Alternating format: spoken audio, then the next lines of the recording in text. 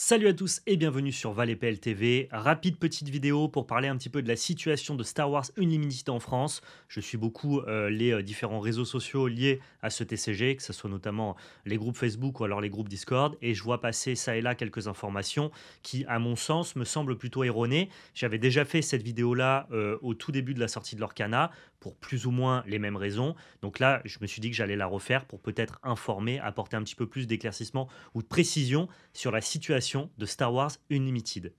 Déjà, dans un premier temps, pourquoi je fais ça? Parce que j'adore le jeu. Je me suis vraiment pris de passion pour le jeu. Ça m'a remis même dans l'univers de Star Wars au global. Je me suis même mis à collectionner quelques cartes. Je vous présenterai probablement ma collection dans une vidéo prochaine. Donc voilà, le jeu m'intéresse. Le compétitif du jeu m'intéresse. J'ai déjà monté pas mal de decks. J'ai déjà fait un tournoi que j'ai pu débriefer sur la chaîne. Donc j'ai envie, entre guillemets, de m'investir un petit peu, faire du contenu de manière peut-être un peu régulière sur le jeu et donc du coup aussi apporter quelques précisions sur toutes les questions que se posent actuellement les gens. Avant de répondre à la question de pourquoi Star Wars Unlimited est sold out et out of stock en français, je vais vous demander d'abord de vous abonner à la chaîne, de laisser votre meilleur pouce bleu, de dérouler la description et de nous rejoindre sur nos différents réseaux sociaux, que ce soit les réseaux de la belle carte pour notre société de revente de cartes en ligne, ou alors que ce soit sur mon réseau personnel, Val underscore la belle carte sur Instagram, pour voir notamment des belles cartes de Star Wars. Alors, la question que tout le monde se pose, c'est pourquoi Star Wars Unlimited est introuvable en français, pourquoi le prix des cartes augmente et pourquoi est-ce qu'il n'y a plus de stock ni chez les fournisseurs ni chez les revendeurs. On va reprendre à la base déjà, avant de se demander pourquoi il n'y a pas de réimpression, pourquoi est-ce qu'il n'y a pas de stock. Il faut savoir que, en tout cas moi, je suis un petit peu dans la sphère multi-TCG depuis pas mal de temps, donc je connais les sorties qui vont arriver à l'avance, et donc je suis un peu aussi preneur de température en tant à la fois comme consommateur ou aussi en tant que créateur de contenu, de la hype qu'il peut y avoir et des attentes qu'il peut y avoir sur différents TCG. Et quand bien même Star Wars Unlimited est visiblement un grand succès pour le grand public et les amateurs de TCG, c'était pas spécialement annoncé comme tel. C'est un jeu qui est édité par Fantasy Flight Games, qui avait déjà eu l'occasion de faire des jeux de cartes avec plus ou moins de succès. C'est distribué par Asmodée, mais depuis le temps qu'on entend parler de Star Wars Unlimited, parce que c'est annoncé depuis pas mal de temps, il n'y avait pas une énorme hype sur le jeu, voire même certains lui prédisaient pas un grand avenir. J'étais pas, moi y compris, spécialement attiré par le jeu de base. Il faut y goûter pour se rendre compte à quel point il est bien. Donc ça veut dire que les éditeurs et les distributeurs, eux, en amont, ils sont au courant, entre guillemets, des attentes. Ils vont voir un petit peu les boutiques, les professionnels, ceux qui commandent différents stocks.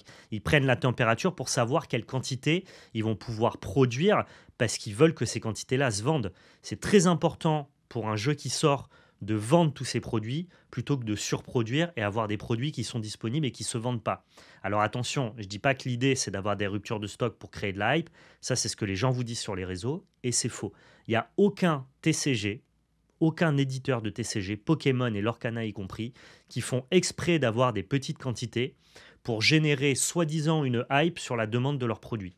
C'est faux. Ces entités-là, des professionnels, les éditeurs, les distributeurs, ils veulent absolument pouvoir vendre et pouvoir répondre à la demande. C'est juste que quand tu dois décider des quantités que tu vas produire, tu préfères toujours produire à la baisse que produire trop haut.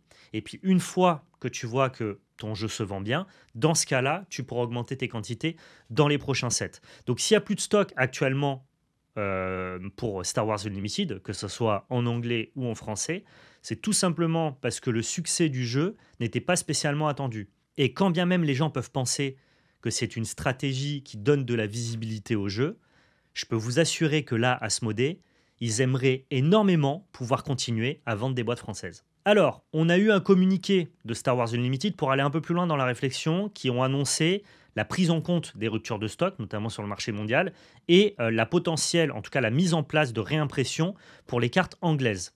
C'est une bonne chose, ils sont au courant effectivement que maintenant il y a plus de demandes que d'offres, et que du coup il faut forcément essayer de reproduire plus de cartes pour que tous les gens qui veulent jouer à ton jeu puissent pouvoir y jouer. Parce qu'encore une fois, l'argument de ils font exprès d'avoir des quantités limitées pour créer de l'hype et faire parler du jeu, vous savez pas le nombre de personnes qui arrêtent de jouer à un TCG, ça a été le cas pour l'Orcana. parce qu'il n'y a pas de quantité, parce qu'il n'y a pas de disponibilité, parce qu'ils ne trouvent pas de display. Alors oui, ça fait parler de ton jeu, mais les gens, ils arrêtent d'y jouer parce qu'ils ne peuvent pas y jouer. Donc vraiment ça, mettez-vous en tête que les professionnels, les éditeurs de jeux ne cherchent pas à limiter leur quantité volontairement. Ce qui fait que les quantités sont limitées, eh bien c'est déjà, entre guillemets, l'attente potentielle que pouvait avoir le jeu en fonction finalement de l'attente réelle une fois qu'il est sorti. Et donc les éditeurs, les distributeurs peuvent se tromper à ce niveau-là. Encore une fois, moi, j'aurais jamais prédit le succès de Star Wars Unlimited à ce niveau-là. Et je pense que c'est aussi le cas de l'éditeur.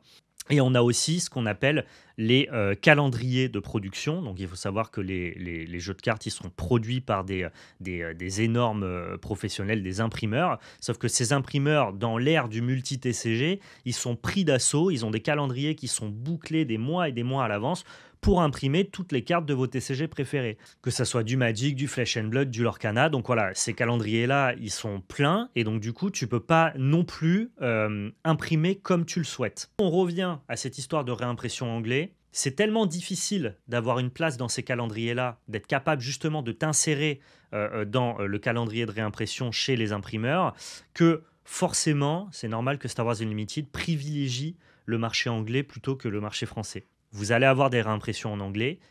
Pour la France, ça n'a pas été annoncé. Ça ne veut pas dire qu'il n'y en aura pas. C'est juste que pour l'instant, ils priorisent les réimpressions. S'ils sont capables de s'insérer dans un planning de réimpression, sachant qu'eux, ils ont déjà booké les impressions de leur set 2, peut-être les impressions de leur set 3, qu'il faut donc du coup essayer de récupérer un créneau qui n'aurait pas été pris, ou alors un créneau supplémentaire par rapport aux autres TCG. Donc c'est très difficile pour eux de reproduire. En gros, il y a pas mal de gens qui pensent, bah attendez, il n'y a plus de stock chez Star Wars Unlimited, pourquoi juste ils décident pas de réimprimer? Eh bien parce que malheureusement, ils ne le peuvent pas. Ça s'est vérifié avec l'Orcana chapitre 1 et l'Orcana chapitre 2. Ils n'ont pas pu réimprimer comme ils voulaient. Ils ont mis en place des réimpressions qui sont arrivées quelques mois après.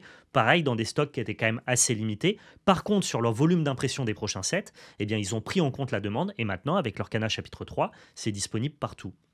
Je pense que c'est ce qui se passera avec Star Wars Unlimited. Maintenant, ils ont pu voir, entre guillemets, quelle était la demande. Ils vont pouvoir anticiper et adapter leur future production pour les nouveaux sets.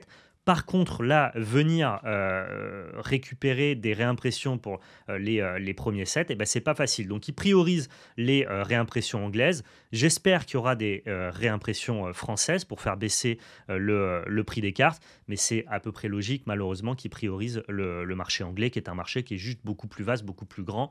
Et donc, du coup, qui a beaucoup plus de sens en termes de business pour le jeu qui est Star Wars Unlimited. Alors, qu'est-ce qu'on fait maintenant au vu du niveau du prix des cartes? C'est vrai que si jamais vous voulez jouer à Star Wars en français, bah, du fait que ça soit out of stock partout chez les revendeurs et chez les fournisseurs, bah, c'est très compliqué de récupérer les cartes françaises à bon prix. Moi, ce que je vous conseille à titre personnel, et c'est ce que je fais moi, j'achète des cartes anglaises.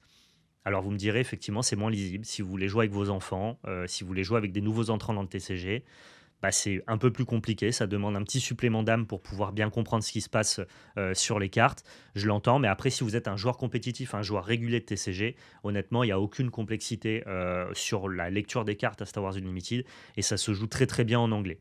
Je comprends que les gens ne favorisent pas l'anglais, mais c'est vrai que ça serait dommage d'abandonner un TCG de si bonne qualité juste parce que les cartes françaises ne sont pas disponibles actuellement. Donc voilà. Vous pouvez patienter aussi juste le set 2 et le set 3, qui auront probablement un volume d'impression un peu plus important. M'est avis que si c'est comme l'Orcana et que le set 2 était déjà booké dans les plannings d'impression, ils vont pas pouvoir vraiment augmenter les quantités et qu'on aura plutôt un retour à la normale vers le chapitre 3, le set 3 pardon. Mais c'est encore une fois, j'ai aucune information, je ne fais que spéculer et raisonner de manière comparative avec mon expérience du TCG actuel. Donc voilà, vous pouvez attendre que les quantités soient disponibles en français sur les prochains sets. Et si jamais vous voulez jouer actuellement, honnêtement, le prix des cartes en anglais, hormis quelques exceptions comme Dark Vador et Boba Fett, sont plutôt accessibles et on a de très très bons decks budget à moins de 100 € si jamais on consent à acheter des cartes en anglais. Donc voilà, je voulais apporter ces petites précisions parce que je vois passer un petit peu tout et n'importe quoi sur les différents réseaux sociaux. Non, Star Wars Unlimited ne fait pas exprès de créer de la hype en limitant ses quantités. Je pense qu'ils ne s'attendaient pas à autant de réussite et donc du coup à autant de ventes. Non, ils ne peuvent pas réimprimer comme ils veulent en masse parce que les calendriers, les plannings d'impression sont très compliqués. Et oui, malheureusement, ils priorisent le marché anglais, qui est un marché beaucoup plus important que le marché français. Perdez pas espoir, que la force soit avec vous. Jouons tous à Star Wars Unlimited, le jeu est délicieux. J'espère que cette vidéo vous aura été utile. N'hésitez pas à la partager, notamment quand vous voyez différents commentaires, des gens qui peuvent ne pas savoir. Encore une fois, hein, je blâme personne. C'est pas facile d'avoir ces informations.